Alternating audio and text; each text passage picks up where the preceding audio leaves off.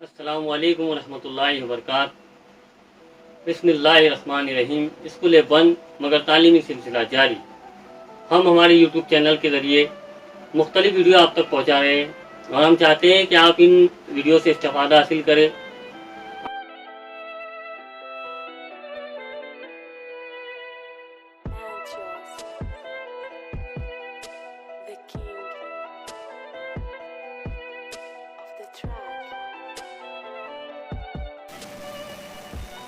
पहा वाचा पाठ नंबर 9। वाऱ्याला चूक कळली। वारा सगळ्यांना त्रास द्यायचा, नको नको करून सोडायचा। वाऱ्याला आपल्या शक्तीचा खूप गर्व होतो।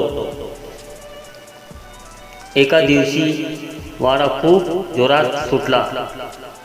वाऱ्यानं अनेक झाडांना मुळासकट खाली पाडले। झाडाच्या पानाने झाडापासून अलग केले, त्यांना दूरवर उडवत नेले, मातीला उडवले। झाडावरील पक्ष्यांची घरटी मोडली। ते चिमणीने पाहिले आणि ती त्याला म्हणाली, अरे वाऱ्या, तू असे का करतोस? सगळ्यांना त्रास होईल, असे का वागतोस?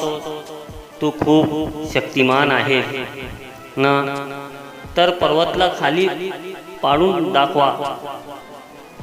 तो पर्वतच्या चारही बाजूने जोरात वाहू लागला।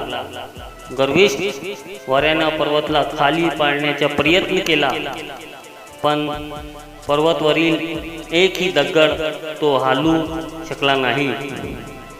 शेवटी वारा थकला व थांबला।